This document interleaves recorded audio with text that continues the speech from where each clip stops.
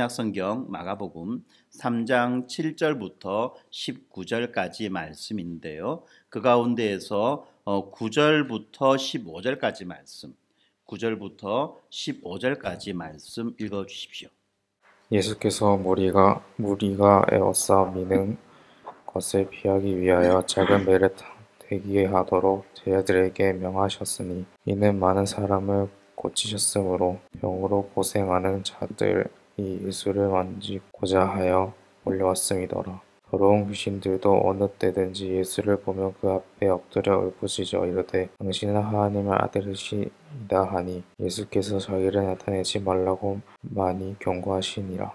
또 산에 오르사 자기가 원하는 자들을 부르시니 나아온지라. 이에 12을 세우셨으니 이는 자기와 함께 있게 하시고 또 보내사 전도도 하며 귀신을 내쫓는 권능도 가지게 하려 하심이라. 이러라.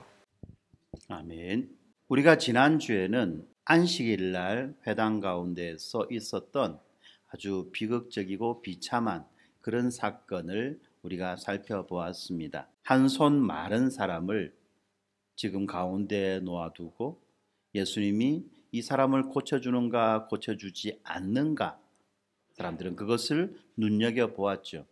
왜 그랬느냐 하면 예수님께서 안식일의 규정을 위반하느냐 위반하지 않느냐 이것을 알아보기 위한 하나의 이 모략, 이 함정이었다는 것입니다.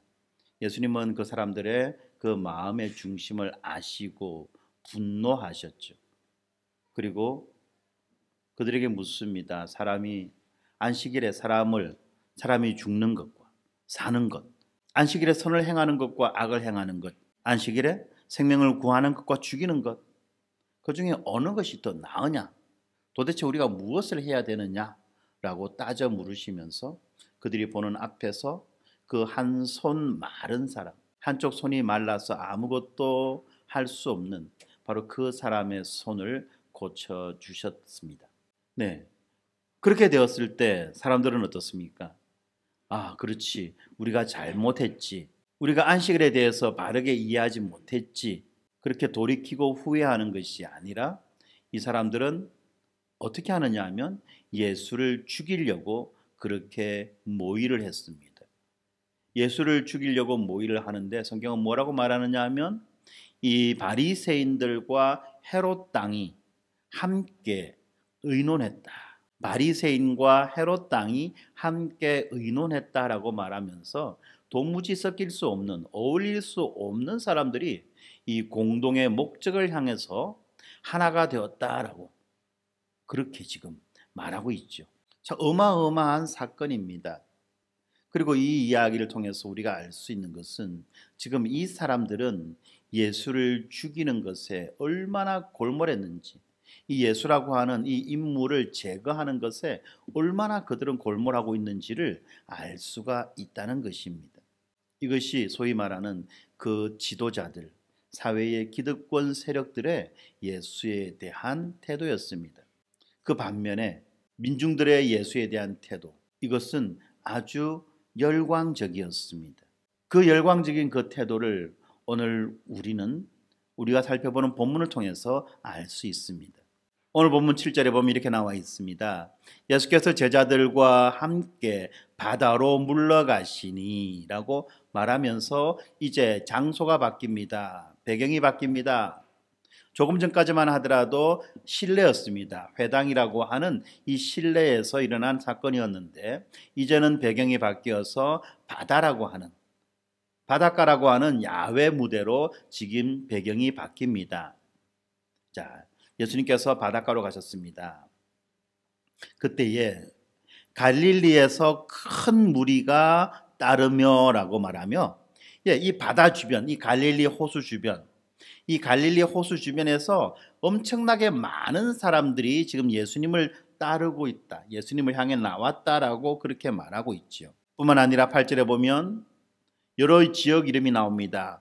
유대와 예루살렘과 이두메와 요단강 건너편과 두로와 시돈 근처에서, 유대와 예루살렘과, 다시 말하면 당시 이 이스라엘의 중심지, 이스라엘의 중심지였던 유대 땅과 그리고 예루살렘에서 많은 사람들이 옵니다. 그리고 이두메 요단강 건너편이라고 하는 조금 낯선 이름이 나오죠. 이두메와 요단강 건너편이라고 하는 것은, 이두메라고 하면은 이제 이 팔레스타인 지역, 가나안 땅의 남쪽 지방을 말합니다. 그리고 강 건너편이라고 하는 것은 가나안 땅의 동쪽 지방을 말합니다. 그리고 두로와 시돈이라고 하는 이 지명이 나오는데, 이것은 가나안 땅의 서북쪽을 이야기합니다. 다시 말하면 가나안 땅의 서쪽은 지금 지중해로 막혀져 있지 않습니까? 그러다 보니까 이 가나안 땅 주변에 많은 아주 넓은 곳에서부터 많은 곳에서부터 지금 사람들이 나오는데, 그 나오는 사람들에 대해서 성경은 뭐라고 표현하느냐 하면 많은 무리가라고 말합니다. 많은 무리가. 아까 앞에 7절에서는 뭐라고 이야기했습니까? 큰 무리가라고 하면서 많은 사람들이 예수님을 따른다라고 말했는데, 8절에 오니까 많은 무리가 예수님을 따라 나온다고 말하고 있습니다. 이 사람들이 예수님을 향해 나오는데, 예수님 앞으로 나오는데 왜 나옵니까? 그 이유가 무엇입니까? 8절에 이렇게 설명하고 있죠. 그가 하신 큰 일을 듣고, 예수님께서 어떤 큰 일을 행하셨다는 거예요. 그 큰 일을 행하신 것을 듣고 많은 사람들이, 큰 무리, 큰 숫자의 사람들이 나온다는 것입니다. 그러면서 이 사람들이 예수님 앞으로 와가지고 어떤 일을 하고 있습니까? 이 사람들이 예수님 앞에 나왔을 때 지금 어떤 일이 벌어집니까? 9절을 보겠습니다. 예수께서 무리가 애워싸 미는 것을 피하기 위하여 작은 배를 대기하도록 제자들에게 명하셨으니라고 말하면서, 지금 무리가 예수님을 둘러쌉니다. 무리가 예수님을 지금 둘러싸서 밀어요. 사람들이 많이 모였다는 겁니다. 예수님 앞으로. 예수님을 보기 위해서, 예수님의 목소리를 듣기 위해서 많은 사람들이 지금 예수님을 보기 위해서, 예수님의 목소리를 듣기 위해서 예수님 앞으로 막 나오는 거예요. 그리고 예수님을 둘러싸고 있습니다. 그러다 보니까 어떻습니까? 뒤에서는 사람들이 계속해서 밀려들고 있고, 앞에서는 예수님을 바라보고 있고, 그러니까 어떻습니까? 계속해서 뒤에서 미는 거예요. 미는 거. 계속해서 미니까 점점점 예수님과 이 무리와의 간격은 어떻게 됩니까? 좁아지는 거죠. 장소가 어디였어요? 들판이었습니까? 지금 어디서 지금 예수님을 만나고 있죠? 바닷가에서. 여러분 바닷가 가보셨잖아요. 그 바닷가라고 하면은, 자, 한번 상상해 보세요. 지금 바닷가에 예수님이 서 계십니다. 그리고 많은 사람들이 예수님 앞으로 나왔습니다. 그러면 지금 예수님은 뭘 바라보고 계실까요? 바다를 바라보고 계실까요? 바다를 배경으로 해서 사람들을 바라보고 있을까요? 어떻게 하고 있죠? 바다를 배경으로 해서 사람들을 바라보고 있어요. 그 사람들이 막 예수님 앞으로 나옵니다. 밉니다. 그럼 예수님이 어떻게 될까요? 예수님이 바다에 빠지는 거예요. 그죠? 이런 이제 일들이 발생할 그런 위험이 있었다는 것입니다. 안전사고가 발생하려고 하는 거예요. 그래서 예수님이 지금 어떻게 하느냐? 작은 배를 대기하도록 제자들에게 명하셨습니다. 혹시라도 그런 안전사고, 예수님이 바다에 빠지는 건 그래도 그나마 나은데, 그죠? 예수님이 바다에 빠지는 건 그나마 낫죠. 왜냐하면 예수님은 바다에 빠져도 다시 나올 수 있고 바다 위를 걸어 다닐 수 있어요. 그런데 예수님 앞으로 나오다가 밀려가지고 같이 바다에 사람들이 빠지면 어떻게 될까요? 이건 큰일 나는 겁니다. 이거는. 그래서 예수님은 지금 어떻습니까? 혹시라도 그런 일이 일어날 것을 미연에 방지하기 위해서 배를 하나 준비해라. 작은 배를 준비하라고 지금 제자들에게 명령합니다. 어떻게 보면 비상탈출용이라고 말할 수도 있고, 어떻게 보면 또 이 사람들을 보호하기 위한 보호책이다라고 말할 수도 있는 거예요. 왜 이런 식으로까지 예수님이 말씀하게 되었느냐?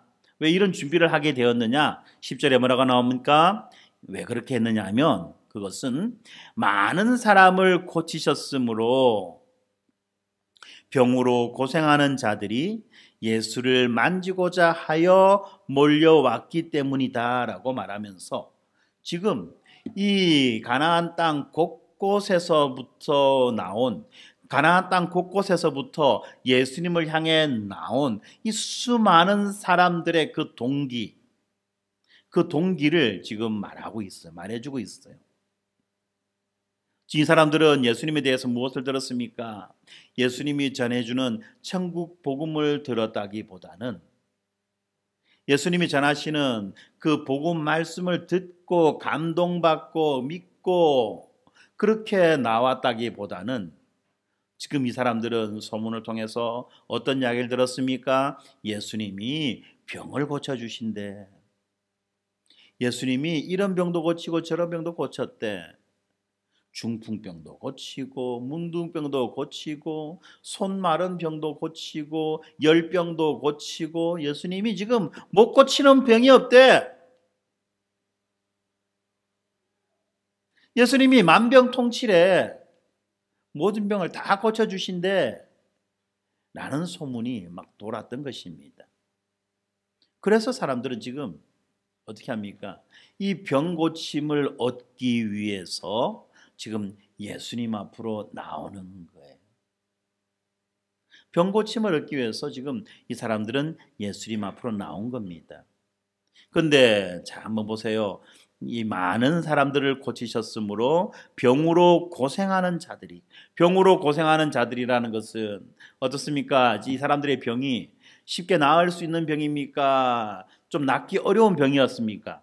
낫기 어려운 병인 거예요. 만성 질병인 거예요.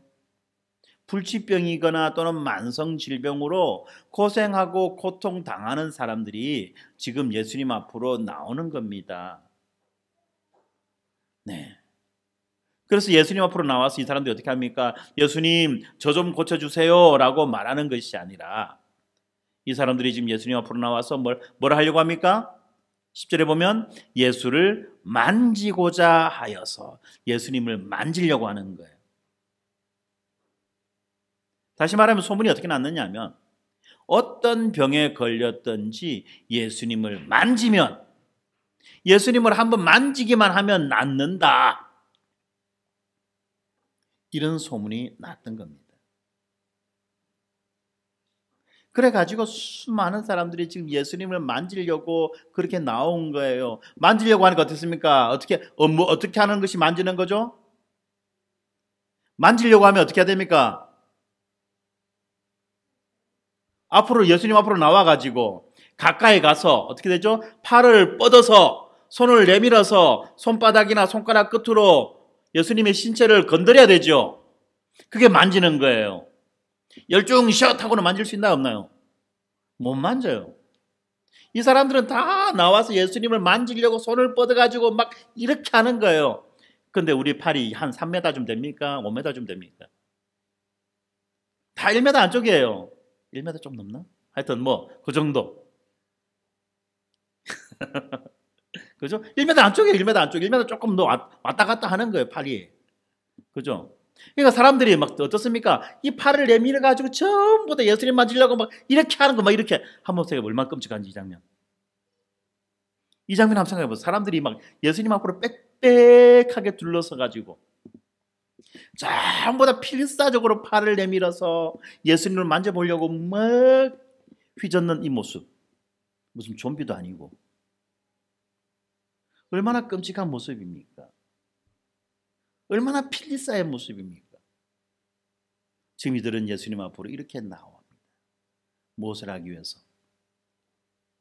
그들을 고생시키고 있는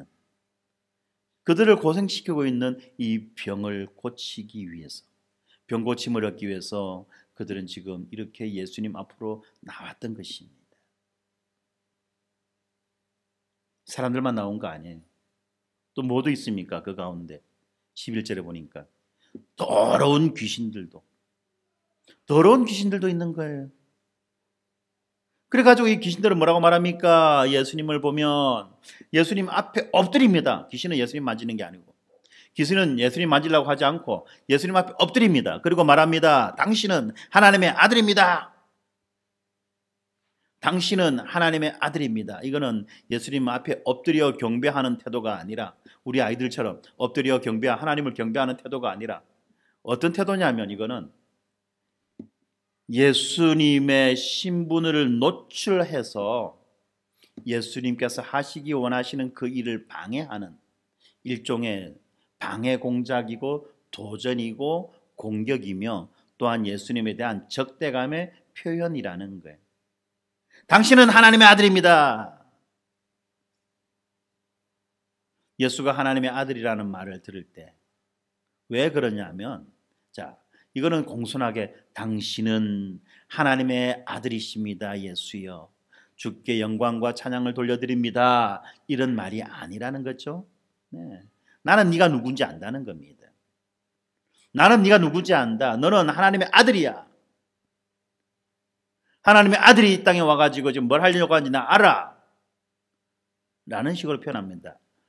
왜냐하면 이런 식으로 예수 그리스도의 신분을 노출시켜가지고 사람들로 하여금 뭐 하게 만듭니까? 예수에 대한 바른 이해보다는 예수에 대한 잘못된 이해를 놓게, 잘못된 이해를 하게 만든다는 거예요. 그래서 정말로 이 사람들이 얻어야 되는 그 구원을 얻는 것이 아니라 예수님을 잘못 이해함으로 이제 그들이 하나님 앞에 바르게 나오는 그 길을, 그 방식들을 다 막아버린다는 것입니다. 바로 그것을 위해서 지금 이 귀신들은 예수가 누구인지를 지금 노출하고 있는 겁니다. 나는 당신이 하나님의 아들임을 압니다. 이 말을 들을 때 사람들 어떻습니까? 아, 저분이 하나님의 아들이시구나. 저 나의 병을 고쳐줄 수 있는 분, 나의 어려운 고통의 문제를 해결할 수 있는 저분이 하나님의 아들이구나. 저분만 있으면 우리는 모든 문제를 해결함을 받을 수 있구나. 저분만 있으면 우리의 인생의 모든 문제는 끝.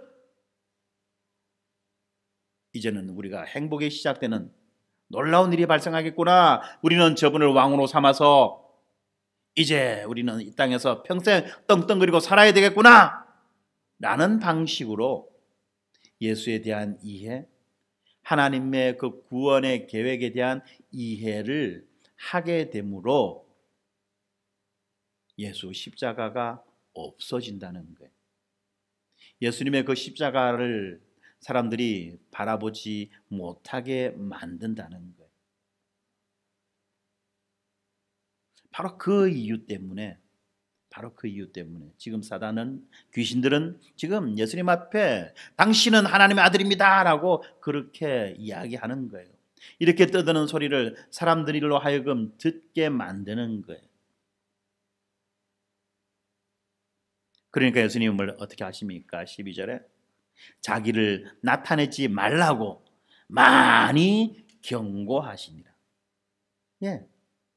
말할 때마다 닥쳐! 조용해!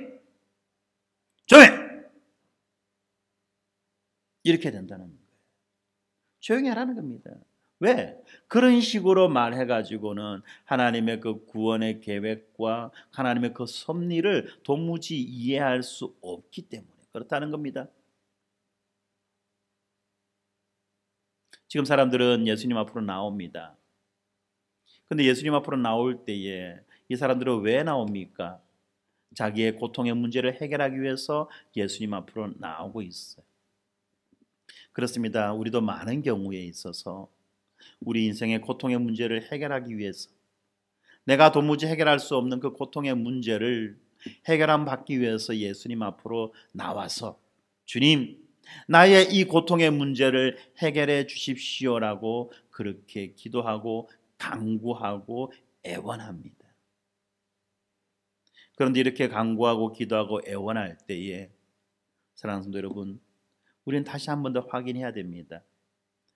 무엇을 확인해야 되느냐 하면, 나의 이 간구와 애원이 과연 하나님의 뜻에 합당한 간구와 애원이냐, 아니면 단지 내 인생이 괴롭기 때문에 이 괴로움으로부터 벗어나기 위한 그러한 단순한 간구와 애원인가를 우리는 분별해야만 할 것입니다. 하나님은 우리에게 복과 안식을 주시기 원하십니다. 아멘이십니까? 하나님 우리에게 행복을 주시기 원하십니다. 아멘이십니까? 그런데 여러분들, 하나님이 우리에게 주시기 원하시는 그 행복은요, 불량식품이 아니에요. 10원짜리가 아니에요. 짝퉁이 아니에요. 진짜 행복, 빛나는 행복, 영광스러운 행복, 참된 그 행복을 하나님은 우리에게 주기를 원하시는 겁니다. 그런데 문제는 무엇입니까? 우리가 그 행복을 분별할 수 있는 능력이 없다는 거예요. 내가 바라고 내가 원하는 것이 진짜 행복인지 가짜 행복인지 이것을 분별할 수 있는 능력이 없이 그냥 하나님 앞에 하나님 나에게 행복을 주세요 라고 그렇게 말한다는 것입니다.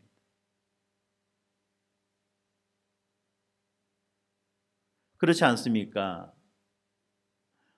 우리가 많은 이야기들을 통해서 듣고 알고 있는 것, 그리고 실제로 우리의 경험을 통해서 듣고 알고 있는 것들 대부분이 어떻습니까? 당장의 나의 이 고통의 문제가 해결된다 할지라도 또 다른 고통이 나를 기다리고 있다는 것, 내가 행복하다라고 생각하는 그것을 내가 얻었다 할지라도 나는 결코 행복하지 않다는 것을 우리는 알고 있지 않습니까? 내가 얻기 원하는 그 행복은 따지고 보면 잠깐 행복인 거예요. 영원한 행복이 아니라는 거예요. 많은 사람들이 이야기합니다. 돈만 있으면 행복할 건데, 그런데 진짜 돈이 있으면 행복할까요? 돈이 없으니까 돈만 있으면 행복하게 느껴지겠죠. 그런데 한번 생각해 보자는 겁니다. 돈이 있어도 여전히 불행합니다. 내가 연애하는 사람들은 내가 저 여자와 결혼하면 내가 행복할 건데, 근데 결혼한 사람들은 그 여자하고 결혼하니까 행복한 게 아니라 조금 행복하다가 또 다른 불행이 또 생기죠. 또 다른 문제가 또 생깁니다.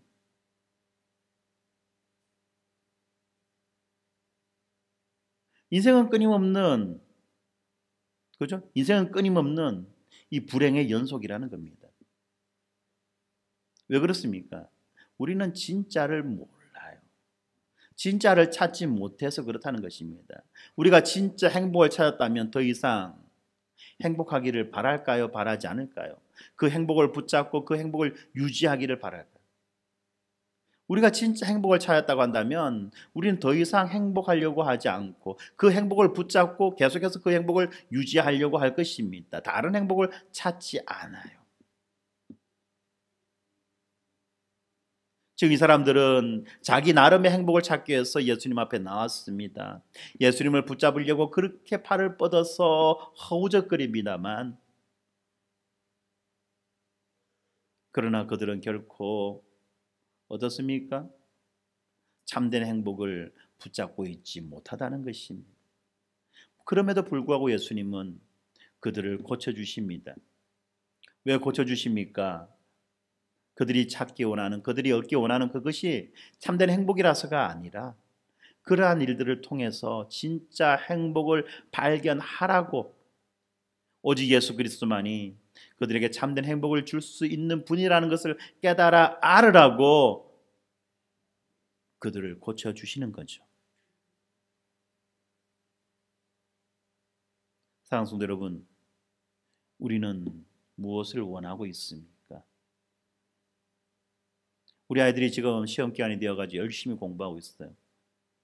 정말 최근에 보기 어려운 그런 현상을 보고 있어요.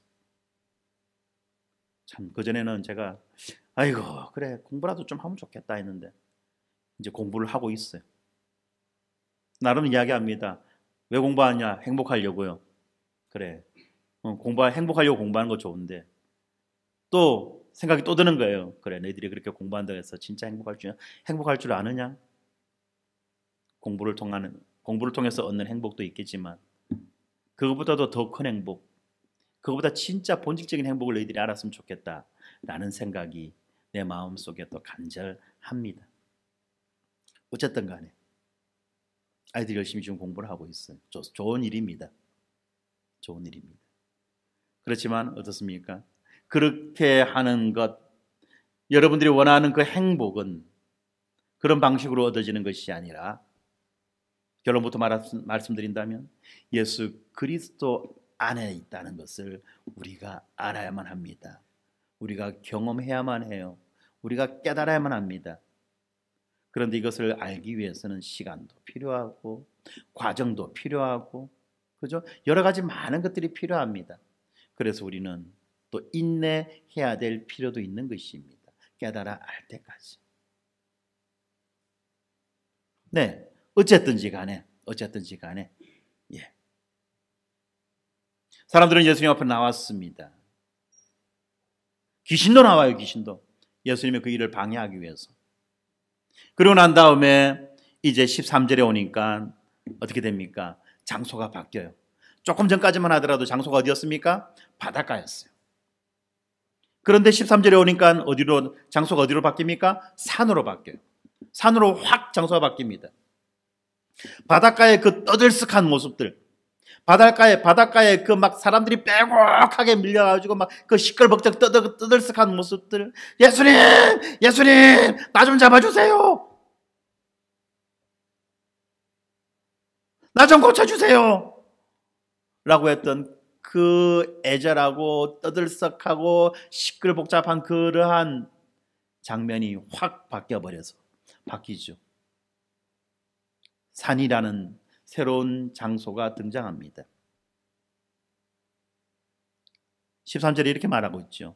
또 산에 오르사 자기가 원하는 자들을 부르시니 나온지라. 이제 13절에 오니까 장소도 바뀌었을 뿐만 아니라 또 일의 내용이 바뀝니다. 산이라는 장소에서 아까는 바닷가로 내려갔죠? 이제는 올라갑니다. 산을 오르셨습니다. 그리고 거기에서 지금 예수님께서 부르십니다. 조금 전까지만 하더라도 누가 불렀습니까? 사람들이 예수를 불렀어요. 사람들이 예수를 향해서 나왔어요. 그런데 지금은 어떻게 합니까? 예수님이 부르십니다. 누구를 부르십니까? 아무나 부르십니까? 아니죠. 자기가 원하는 자들을 부르시고 계세요. 예수님이 자기가 원하는 자들을 지금 부르는 장면이 나옵니다. 그러면 어떻게 되나요? 주변은 시끄러울까요? 안 시끄러울까요? 주변은 조용해요. 왜냐하면 예수님이 지금 누구를 부르는지 모르잖아요. 그러니까 누구를 부르는가를 듣기 위해서 지금은 조용한 거예요. 완전히 앞에 있는 내용과는 다른 분위기로 지금 전환이 된 것입니다. 예수님께서 원하는 자들을 부르십니다. 그리고 그들이 나옵니다. 몇 명을 불렀습니까? 12명을 불렀어요. 어떻게 알아요? 14절에 나와 있죠. 12를 세우셨으니. 왜 이들을 불렀습니까? 왜 이들을 불렀죠? 성경은 아주 친절하게 예수님이 자기가 원하는 자들을 부른 이유를 설명해 주고 있습니다. 먼저는 자기와 함께 있게 하시고, 예수님이 자기와 함께 있게 하기 위해서 12명을 불렀습니다. 자기와 함께 있게 한다. 이 말을 듣고는 예수님 참 심심했는가 보다, 이렇게 생각하시면 안 됩니다.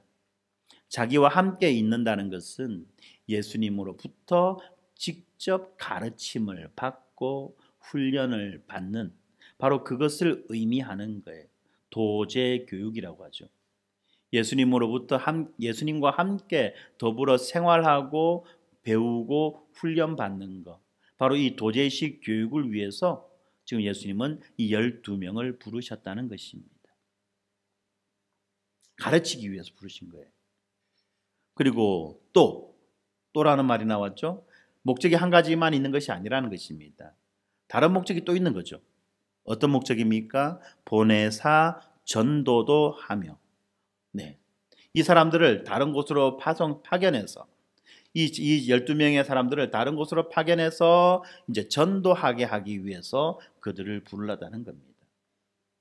그러니까 이제 앞에서 자기와 함께 있게 하시려고의 그 의미를 또 알 수가 있겠죠. 예수님이 이 제자들에게 가르쳐 주신 내용들이 뭐냐? 바로 복음을 가르쳐 주셨다는 거죠. 복음을 가르쳐 주시고 그리고 이제 복음을 전하게 하시는 겁니다. 그리고 15절에 보니까 어떤 일까지 있느냐면 귀신을 내쫓는 권능도 가지게 하려 하심이러라 라고 말씀하시며 예수님이 제자들을 부르신 목적을 세 가지로 말합니다. 자기와 함께 있고 전도를 하며 귀신을 내쫓는 것. 그런데 이 귀신을 내쫓는 것이 따로 떨어진 것이 아니라 어떤 상황입니까? 전도의 상황 가운데에서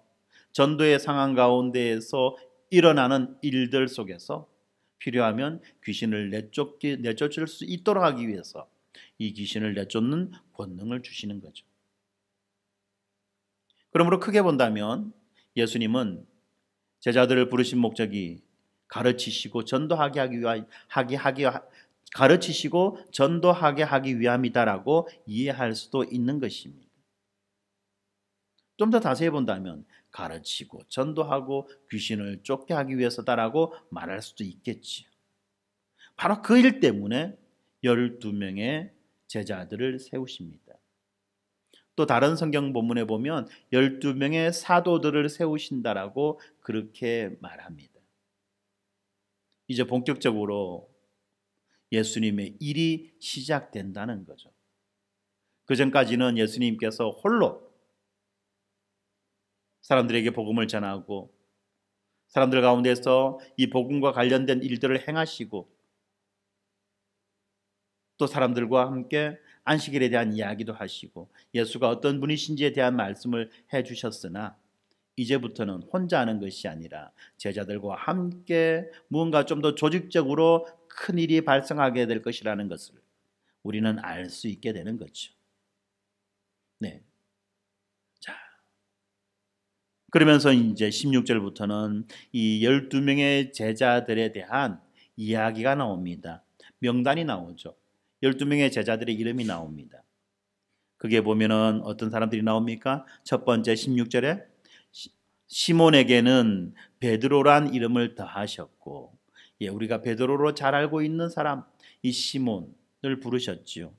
그리고 17절에 세베대의 아들 야고보의 형제 요한을 부르셨습니다.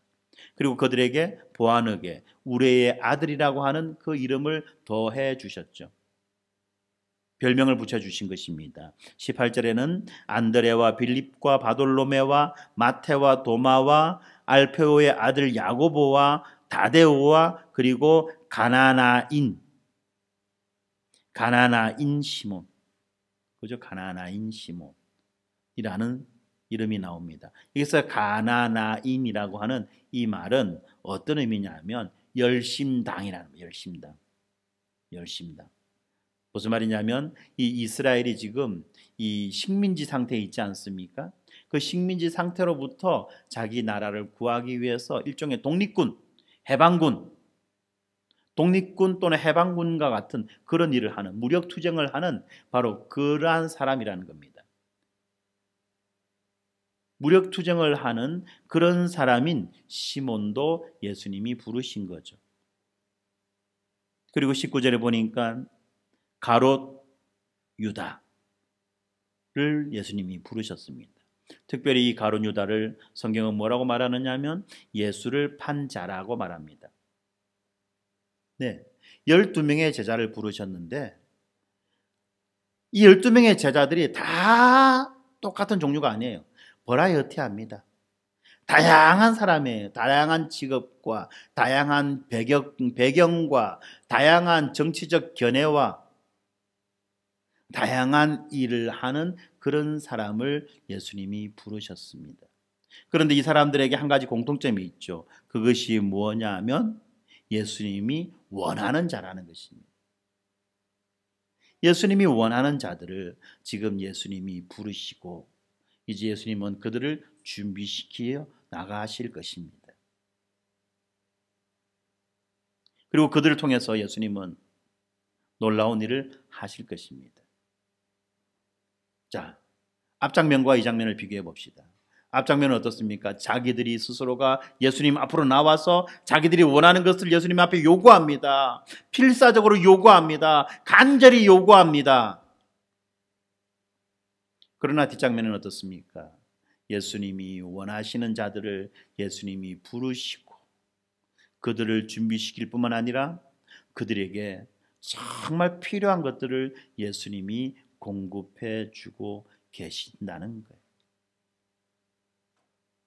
사랑하는 성도 여러분, 여러분들은 어떠한 자가 되기 원합니까? 앞장면에 등장하는 자들이 되기 원합니까? 아니면 뒷장면에 등장하는 자들이 되기 원합니까?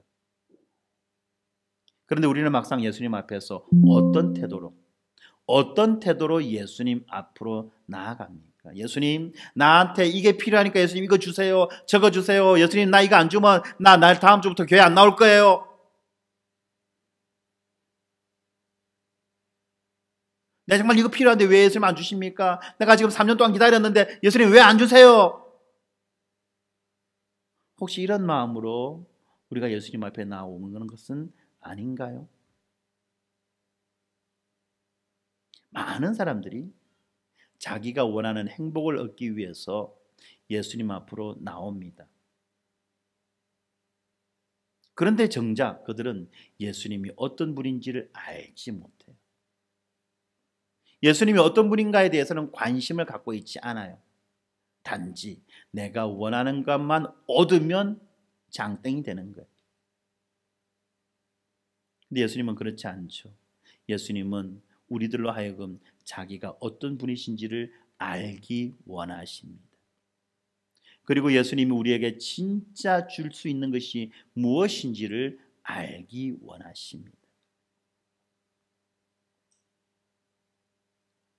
오직 예수님만이 우리가 원하는 그 참된 행복을 주실 수 있는 분이십니다. 여러분들, 우리가 수고하고 애쓰고 노력하는 것 다 행복하기 위해서 아닌가요? 뭐라고 표현할지라도 그 모든 표현의 핵심에는 행복이라고 하는, 기쁨과 만족이라고 하는 것이 들어있어요. 그 행복을 위해서 우리는 그렇게 애를 씁니다. 그런데 그 행복을 우리가 어떻게 얻을 수 있습니까? 내가 원하는 방식으로 얻는 것이 아니라 오직 예수 그리스도 안에서 이 행복을 얻을 수 있다는 것을 성경은 우리에게 분명히 가르쳐주고 있으며 예수님도 또한 우리에게 그렇게 말씀하고 있습니다. 그러므로 이제 우리는 나의 방식으로 행복을 구하려고 애를 쓰는 것이 아니라 예수 그리스도 안에서 예수 그리스도의 방식으로 행복을 얻고 그 주어진 행복을 누리며 살아가야만 하는 것입니다. 그것이 진짜라는 것을 우리가 분명히 알아야만 해요. 그리고 그렇게 살아가는 방식을 우리는 배워야만 하는 것입니다. 그것을 우리가 분명히 기억하고 있어야 돼요. 그러지 않으면 우리가 얻은 수많은 가짜 행복, 거짓된 행복에 우리가 취하여 살아갈 수밖에 없고 우리가 우리 인생에 너무나 많은 시간과 에너지와 자원을 낭비할 수밖에 없다는 것을 아셔야만 합니다. 여러분, 하나님이 여러분들을 한 사람 한 사람이 행복하기를 원하십니다.